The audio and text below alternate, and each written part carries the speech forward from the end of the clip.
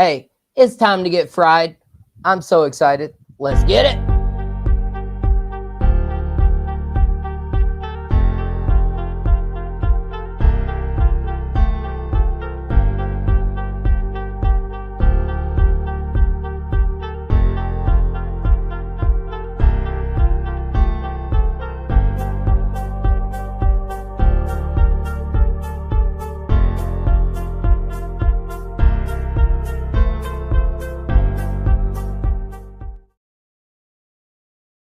And good evening, ladies and gentlemen. It is JD of Southern Fried Sports. As I said, it's time to get fried.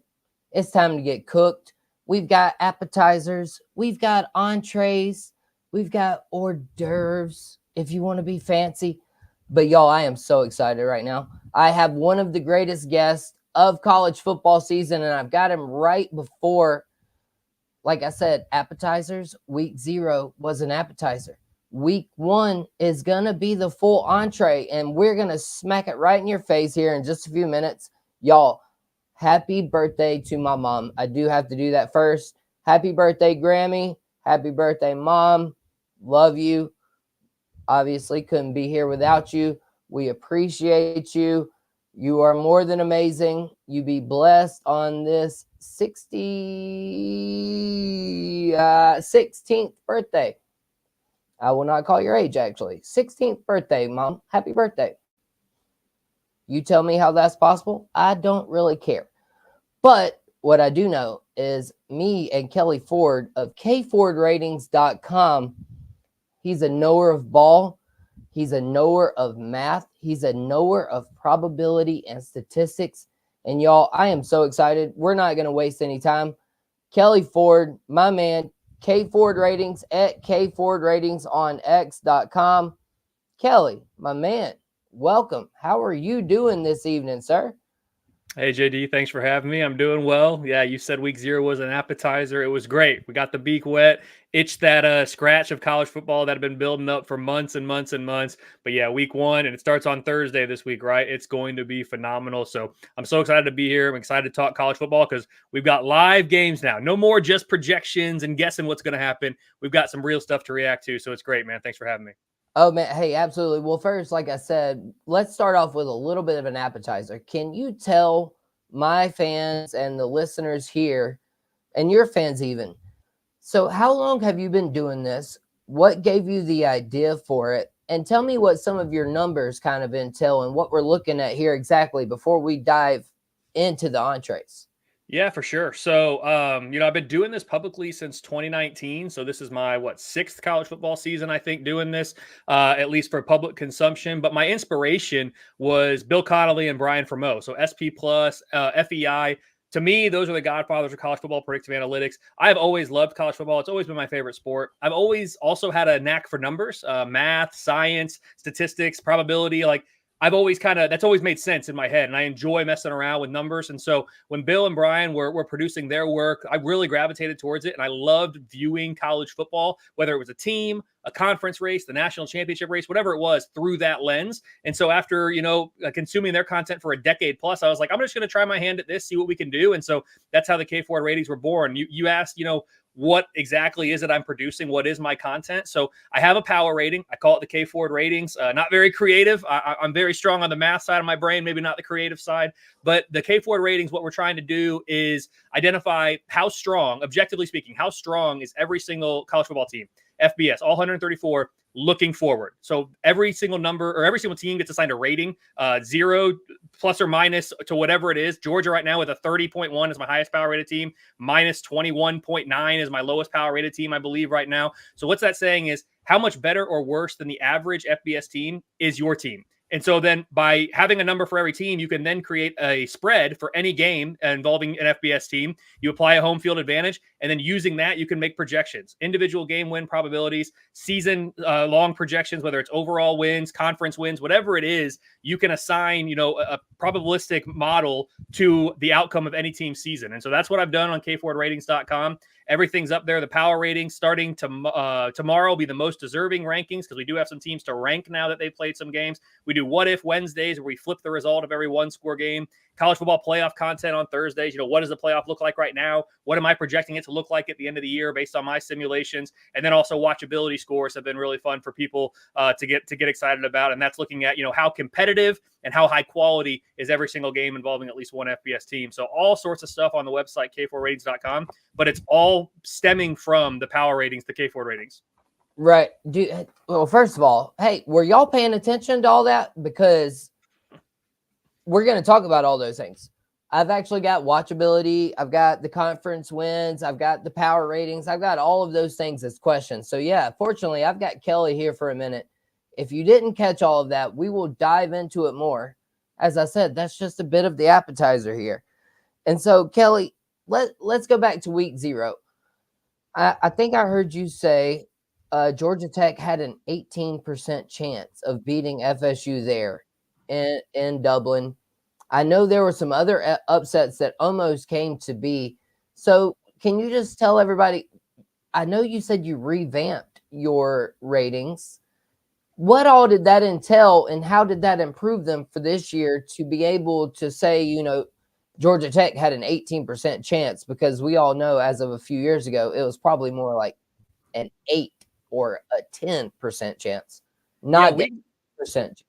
Yeah, week 0 had some crazy results, and the Georgia Tech upset certainly among them. But even those other games that you talked about, we were close to getting some other upsets. Late in the fourth quarter, you were thinking games were going to go the other way. So it was really exciting for only having 4 FBS games on the slate, or games involving FBS teams, I should say. But, the revamp of the power ratings over the summer was more about altering the weights of the preseason component. So in the preseason, you're looking at 3 main things. It's your returning production, it's your recent Kelley Ford rating. So how good has this team been in its recent program history, and your recent recruiting out of the high school ranks. And how you build a roster in 2024 is much different than how you built a roster in college football in 2019 when I started doing this publicly. So what I really spent a lot of time doing was back testing and trying to evaluate how much should each of those components be weighted in the preseason to generate the power ratings at this time. Now that we've got this in-season data for these, 6 FBS teams that have played games, 2 FCS teams against FBS competition,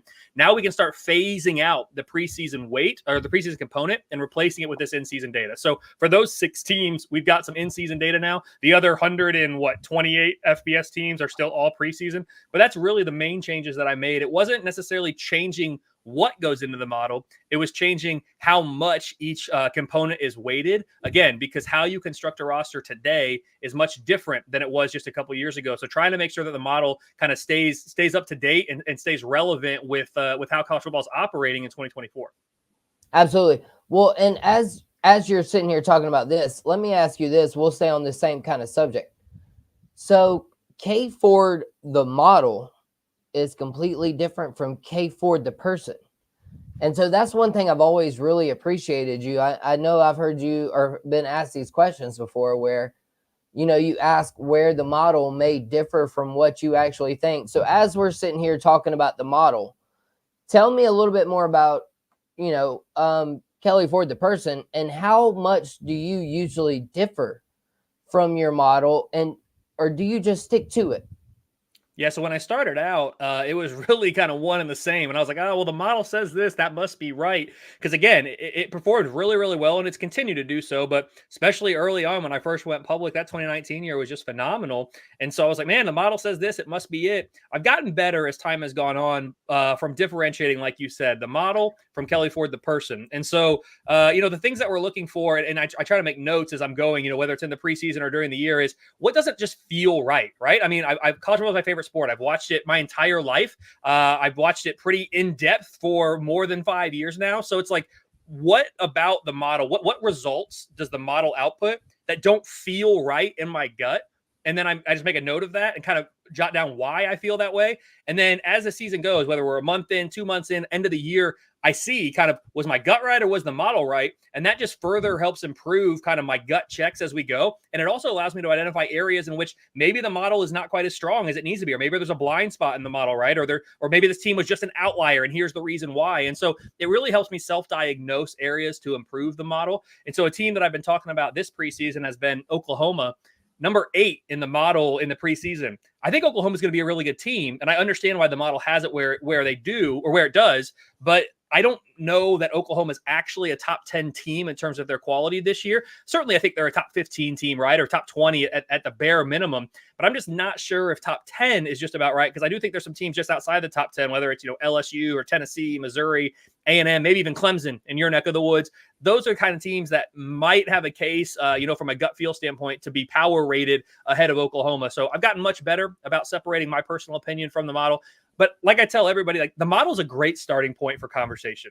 It provides a really good 30,000-foot view of a team, of a conference, of the national landscape, whatever it is you want to talk about in FBS college football. The model can give you that starting point. And then it's up to the consumer, the viewer, the fan, whoever it is, to provide their own context, their own gut feel, their own insights to then shape that conversation. But the model gives us a really good starting point, kind of a common ground to start a conversation, and then it kind of will go where it goes. But it can definitely be used to help with some guardrails and really, really set us up to have an informed conversation about college football.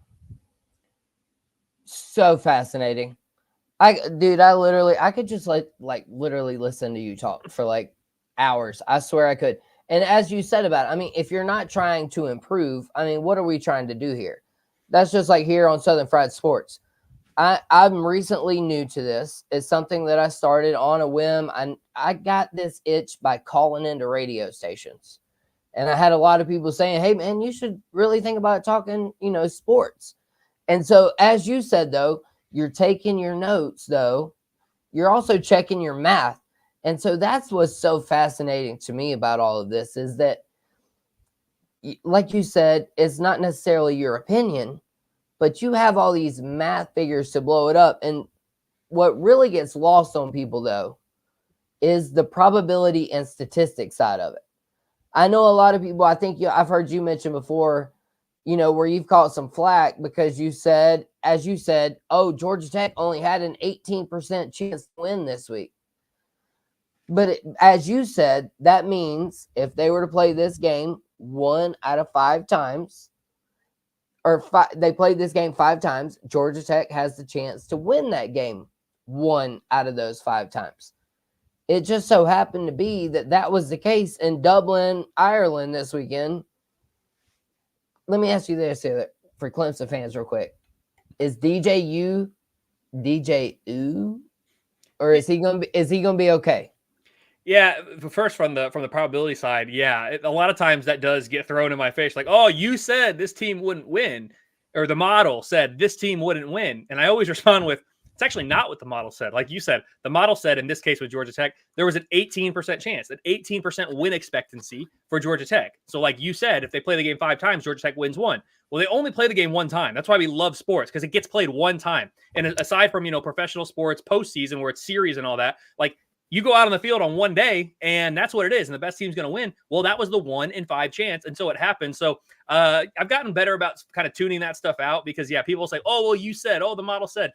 The model doesn't talk in absolutes, and I really try not to talk in absolutes either, especially after what happened to Florida State a year ago, not making the playoff. I was like, they're absolutely in the playoff, and then they weren't. So, like, there's no absolutes in life. There's no absolutes in the model. And so we are talking about probabilities, and that's how we need to frame these conversations. It was more likely than not that Florida State would win the game going in. They didn't win. And so we adjust and we react accordingly. They've been downgraded in the model, and Georgia Tech's been upgraded because Georgia Tech played at a level that was better than what the model expected. Florida State played at a level that was worse than what the model expected. And it's not just win and improve and lose and be downgraded, because if we look at the Nevada SMU game, SMU won the game, but SMU played much worse than the model thought. So SMU won, but they actually got downgraded in the power ratings. They are now lower power rated than they were a week ago. Nevada, on the other hand, they lost the game. However, they played much better than the model expected. So they've been upgraded in the model, in the power ratings. And so power ratings, resume rankings,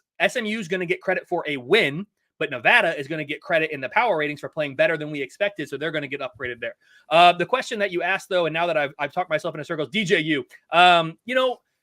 it's so interesting, right? Because he's a 5-star prospect out of high school. He goes to Clemson. He plays really well in the big Notre Dame game during the COVID year, right? I mean, we're going way back with DJU, like some of these other folks who have been around since COVID. And he plays really well when Trevor Lawrence is out with COVID and takes Notre Dame, to the wire in that game. And you're thinking, man, okay, like they're going to be okay. He's going to be okay. He becomes the full-time starter. It doesn't work out. We say, well, was it Clemson? Was it their offense? Was it their system? I don't know. He goes to Oregon State and plays pretty well. And Oregon State has, one of their best seasons in a while under Jonathan Smith. And now he's gone. DJU's gone. Oregon State's kind of left out in the abyss with conference realignment. He goes to Florida State. Everybody's excited. And then we get what we got. The first half was not good. The second half was much better for DJU. I still think DJU is a good enough college quarterback. Like I'm not totally out on him being able to have success, especially at a place like Florida State. But I don't know if we're assigning, a star caliber, kind of like you do with high school recruits. I don't think DJU is a 5-star quarterback in college, right? But he's certainly still serviceable. I don't think he's going to lose his job at Florida State, at least certainly not yet. I still think he can play, and I think he can play at a high level. I think we've seen enough flashes of that. It's just getting that consistency and him being put in positions to have success. Again, the second half, he played much better. He didn't get a lot of opportunities. There were only 7 possessions for each team. That was talked about a lot after the game. So you really have to take advantage. You really got to be consistent. And that's something that I'm sure Mike Norvell and that staff are going to be working on with him here throughout the year. Right. The one thing that really struck me is that he felt like he changed into a bunch of running plays. And of course, he only averaged 7 yards per pass attempt. I think that was a huge deal. I had that same feeling about the Gamecocks in the spring game. I had a bad feeling when there was not a pass thrown more than 20 yards down the field, that was a bad sign for the receivers and the quarterback position potentially. We'll get into more South Carolina and Gamecock talk here in just a moment. Kelley, if you don't mind, I've got a lot of people over here. We are watching. They are watching. Let's get their comments in. I got Brian Pettit, a Clemson fan, also does a little college football show himself, College Football Saturday. He says, let's go. And then I got my man, Rowdy Rooster, Kelley Ford in the house. Good evening, guys. Hey, good evening to you, Rowdy Rooster. I wonder who you root for. Are your projections, Kelley, showing as of right now who will be the 12 teams in the playoff? We'll touch on that one in just a moment. And then, I said I'll get you comments. Hey, Kelley, what are the stats you put in to get your numbers? So I know you said you revamped it. Can you hit that real quick from my guy, Rowdy Rooster here real quick, Kelley? Real quick. Yeah, I know the transfer portal and NIL and your retention and all that stuff kind of played a factor. Dude, I was just shocked to see that Kai Kroger is still on the South Carolina Gamecocks football roster, who leads the NCAA in passing. So give us a little taste of that real quick on this one, and then I got another question. We'll move on after that one. Yeah, for sure. So, like I said, in the preseason, I already talked about the components that go into that. And then the in-season data, that's more of like the 5 factors that Bill Connolly made famous. EPA is something that's certainly gained a lot of traction, but I don't share publicly or really even with friends kind of the exact formula for what I'm using in the model. But it's really just, it's efficiency-based things, right? And so on a play-to-play basis, and that translates to drive, but on a play-to-play basis, is your team, whether it's your offense or your defense or even your special teams, that's how granular I've been able to get now, which has been great, is your unit, whatever phase it is your unit being efficient? And is it having success? And we define efficiency and success differently depending on the game state, so how much time is left in the game, where are we on the field, and what's the score, right? Because, a common example is like getting 3 yards on 1st and 10 is not very good. Getting 3 yards on 4th and 2 is very, very, very good. And so, getting a first down at your own 35 is good, but it's not as good as getting a first down at your opponent's 8, right? So you have a 1st and goal. So it's just all of these things go into it. So it's not a simple answer of it's this, and this.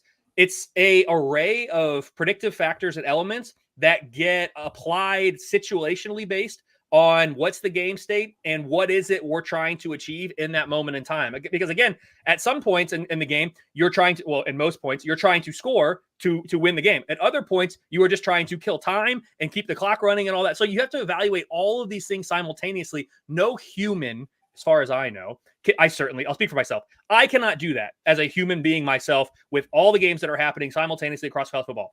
a model, an algorithm, it can do that. And so we feed all this information, all these inputs into this program, this model, this algorithm, and it then churns it all up simultaneously, finds a balance. Water always finds its levels, another saying that we use, finds its balance, and then it ultimately spits out, what the updated power rating is going to be for that team. And we use those power ratings to then make projections, like we've talked about, and like are on the website. Right. Brian's comment, he looks slow. At first I was like, wait, wow, Brian, I'm sorry. Right. I think he's talking about DJU, which that's fair. But I was a little concerned. I was like, I'm sorry, Brian, if I look slow to you. I'm certainly trying my best.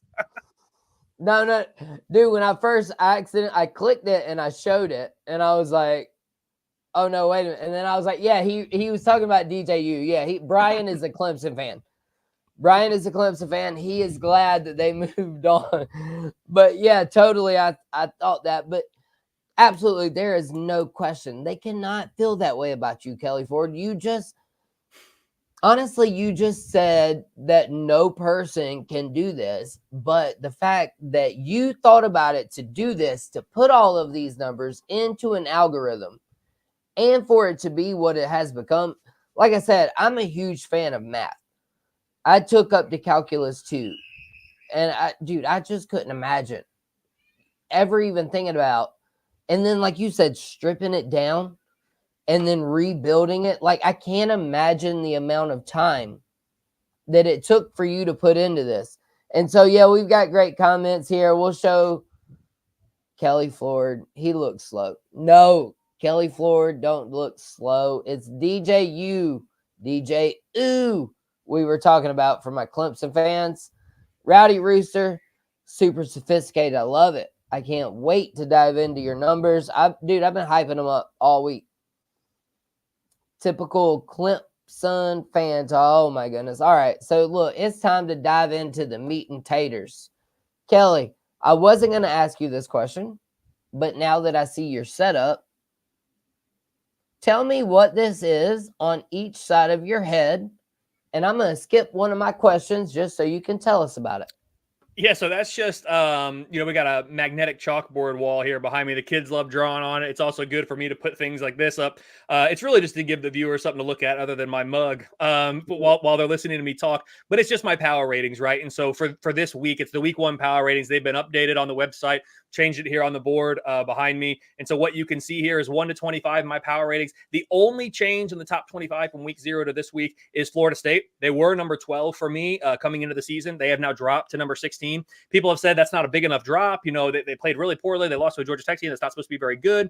And I'd say let's just wait and see. Because is it a case that Florida State is much worse than we thought? Is it a case that Georgia Tech's much better than we thought? Or is it some combination of those two? And it's impossible to say right now with only one data point for these teams in the season. So we'll get a better feel for that. But I will say what's more important than how many spots Florida State fell is how many points did Florida State fall. And Florida State fell about 3.1 football points per game in my model. So my model's now viewing them about a field goal worse than it did just a week ago. That's a pretty significant drop for a team that's played one game here. So it's not unheard of. You're going to get some changes of greater than that inevitably after this first week. But the model, I mean, it did not look kindly on Florida State's performance this week, especially in that first half, right? It did get better in the second half, but obviously not enough to get the win.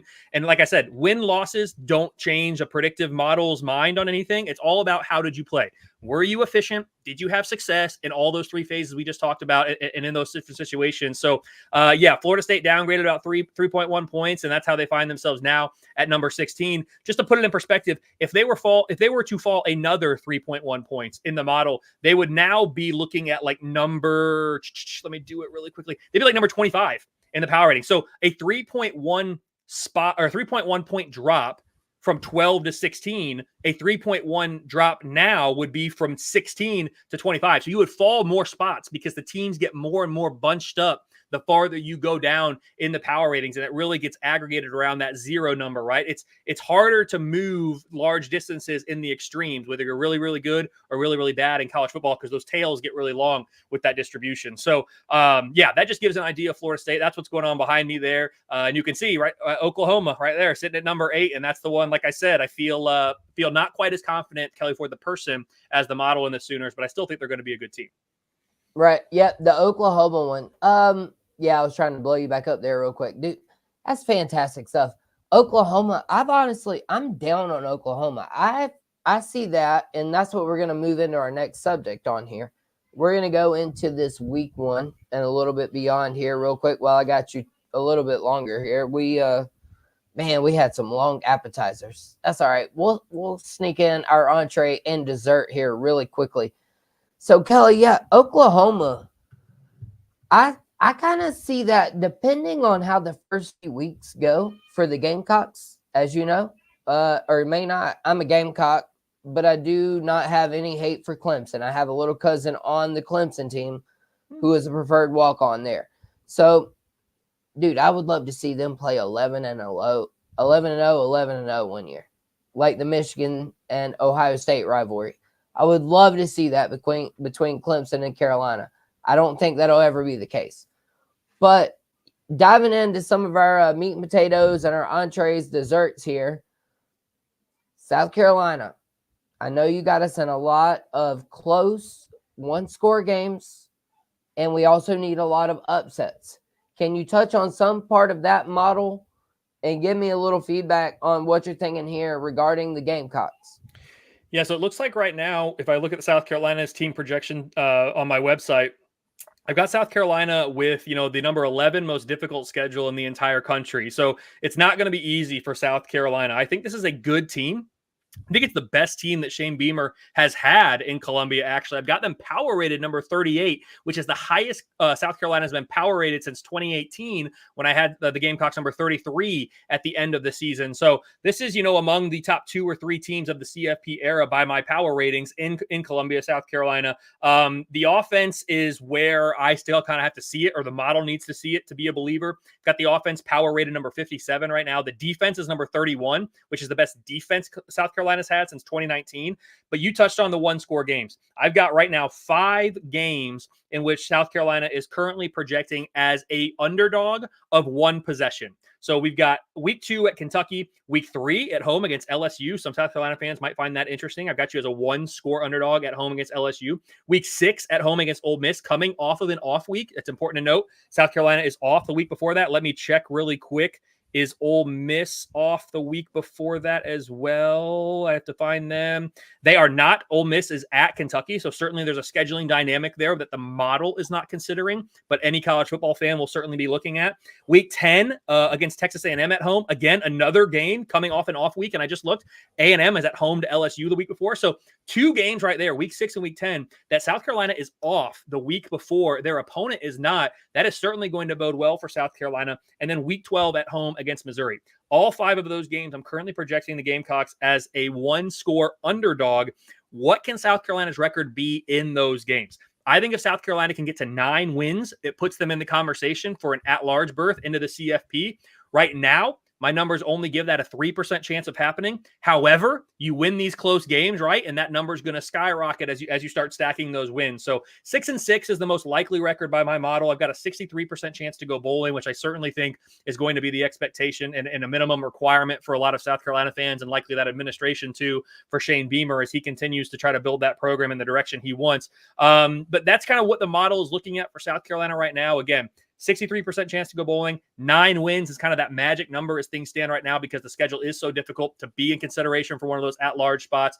I don't think South Carolina should be expecting a CFP this year, but like I said, my numbers are right now assigning about a 3% chance that South Carolina gets there, and we don't talk in absolutes. It's definitely possible that South Carolina could get there. I'm not calling for it, neither is the model. However, there is that chance that South Carolina can do it, and it's largely going to be driven by what is the Gamecocks record in these close games, because outside of those, at Alabama, at Oklahoma, and at Clemson at the end of the year, 22% chance to win that game at Clemson.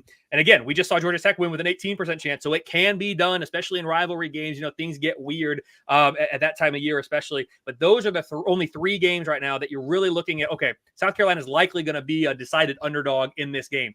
Outside of those, if they can win those 1-score games, take care of business, they're certainly going to be in a position that they're excited about at the end of the year. And again, I can't stress enough, just because the model is suggesting 6-6 is the most likely record, that doesn't mean I don't think this is a good team. This is probably Shane Beamer's best team, but the schedule is just so difficult this year that it might be hard to get a record that is comparable to how good this team really is from a power rating standpoint.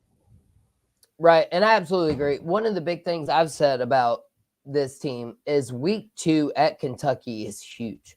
Mm-hmm. If you can win week 1, Old Dominion, go on the road week 2 at Kentucky and win, I feel much more comfortable coming home to battle LSU that week 3, coming off a win on the road at Kentucky versus coming back off of a loss. Granted, Williams-Brice will be raucous regardless, I'm sure. But sometimes, listen, that's what we need though. And that's why we did the week 0 thing. We finally gotten some data on the field. And bro, we are about to get so much more data on the field this week. So the one question I didn't get to, Kelley, I'll get you out of here on this one. I had a new follower. I was talking to somebody. I got him to follow you. He's a Big Ten fan. How did your model take care of merging these conferences together? Did you use some of the past numbers? Did you have to throw them all out? And who are we looking at in the Big Ten? Yeah, for sure. Well, thanks for cultivating that follower for me. I really appreciate it, and Oh yeah. certainly we'll get his question answered here. Last thing on South Carolina, just to leave the South Carolina fans with this: 11% chance. That's what the model's currently assigning for South Carolina to enter that Ole Miss game at home in Week 6 at 4-0. So there's about a 1 in 10 chance that South Carolina gets to that Ole Miss game at home at 4-0. Certainly, if that 11% chance comes to fruition, that would mean upset wins at Kentucky and home to LSU to pair with Old Dominion and Akron that you're expecting to get. I mean, the hype's off the charts and the season's rocking and rolling. So 11%. Hey, so you're telling me there's a chance, people? Hey, it's the beginning of college football. There is a chance for everything. Thank you, Kelley. Man, hey, you continue to make my night, dude. You came and joined Southern Fried Sports. You're talking great stuff. And you continue to make me happy. Let's do this. That's what I'm here for. I'm glad to hear it. And yeah, the model's always going to tell you there's a chance. How big of a chance is going to be dependent on the data, but there's always going to be a chance. Again, we don't talk in absolutes. For the Big Ten, the question was, how do you deal with conference realignment and this kind of, the conglomeration of power really to two conferences or a new Power Four, as people are calling it. It didn't really change how the preseason power ratings get generated, right? I mean, we're not looking at what conference is a team in to help identify how to power rate them accurately in the preseason. Where that's going to come into play is twofold. In the preseason, it's certainly going to affect the projections for teams. So a team that was middle of the pack in the Big Ten before or middle of the pack in the SEC before, and they're you're thinking, hey, we're going to get, 7, 8 wins. It just got a lot harder for you to get to 7 or 8 wins in these conferences because you just added really good teams. In the SEC in particular, you added Texas and Oklahoma, 2 teams that I have power rated in the top 10. In the Big Ten, you're adding Oregon, who I have power rated number 3 in the country. You're adding USC, who's a top 20 power rated team. You're adding, UCLA and Washington. Washington coming off a national championship. I have them around number 40 this year. UCLA a little bit lower. So what that's doing, this aggregating of power into these conferences, it's making it harder to win, to increase your season win total and to achieve high win totals, especially in conference play, because there's still only so many conference wins to go around. And it just got that much harder to obtain those wins because the level of difficulty on average of your opponent just increased. Now, what does it do in terms of affecting the power ratings during the season? It will affect the power ratings. And here's why, because the art of power rating, I talk a lot about the science and the math, and that's really what drives it. It's not all math and science. You're trying to make it as objective as possible. There is an art component, and that would be adjusting for your opponent's difficulty. So, like, how strong are your opponents? How do you adjust for the level of play that you expect given the opponent and the location of that game? That is not a straightforward thing. There is not a mathematical formula that you can go look up online and fact check in a mathematics book. It is just gut feel at start, and then you build a database and you get better at the art as you go, right? Like anything, if you're an artist and you're doing paintings, like, you're going to get better the more you paint.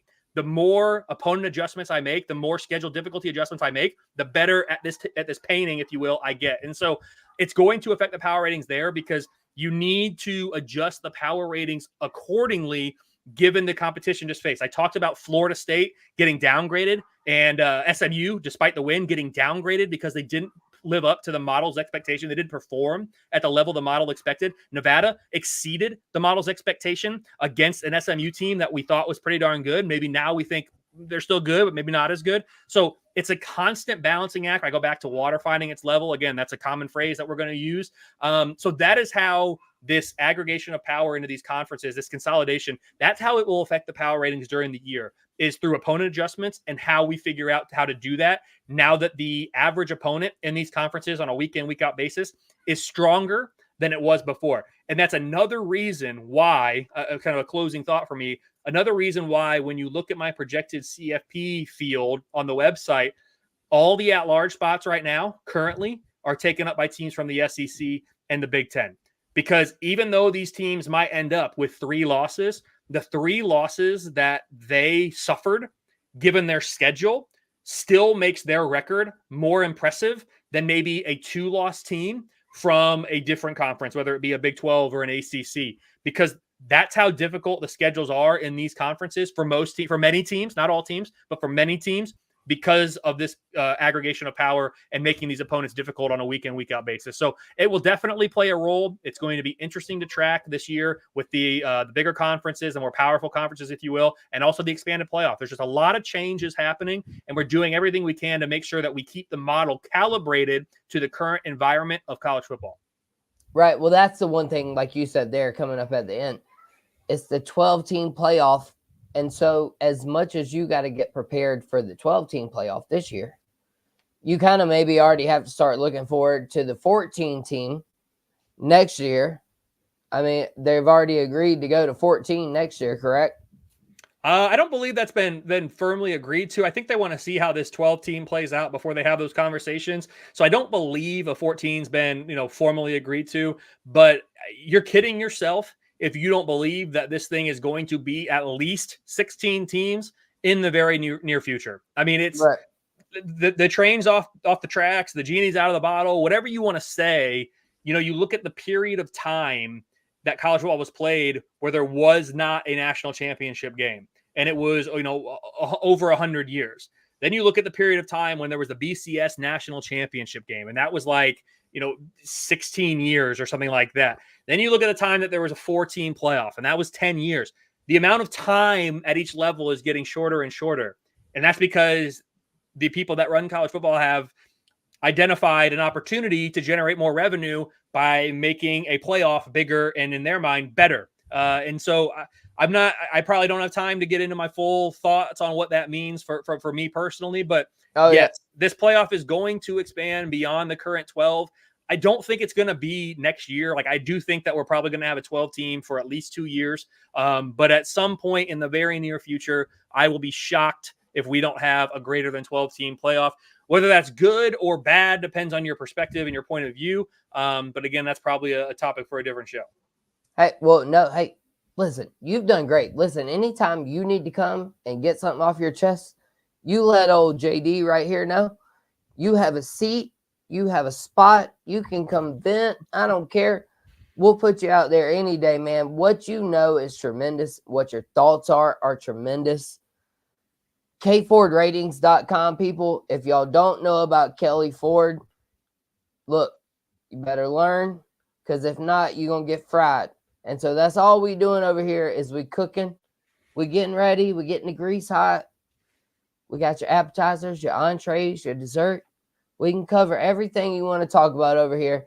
Kelley, I think I wanted to get you out on one more quick one. Who do the ratings say wins the P4? And that's it. Just the teams, and you're good to go. Thank you so much for being here. Be blessed. I just want to hear your top 4 teams from the ratings that are going to win SEC, Big 12, Big 10, ACC.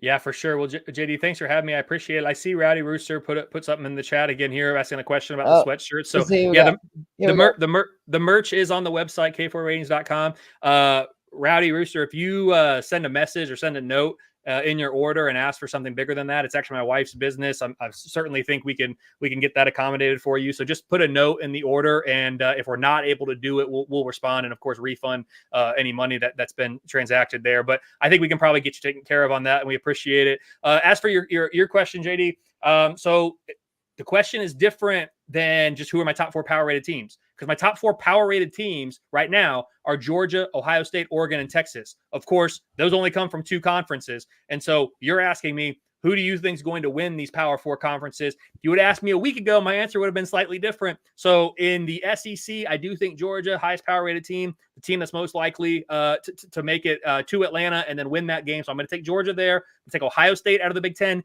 even though I think Oregon might have a better Big Ten regular season conference record than Ohio State. That game between Ohio State and Oregon is in Eugene. Really, really important. I think it's a Week 7 game, one of those loaded games, I think, on the, let me see, it's like October 12th. Yeah, October 12th is just a loaded week. That's one of those games. In the Big 12, I'm going to take Utah as the team that I think is going to potentially win that conference first year in the Big 12, and they're coming in with probably the most ready-made roster. Of course, Kansas State, as well as about half a dozen other teams, are going to have something to say about that.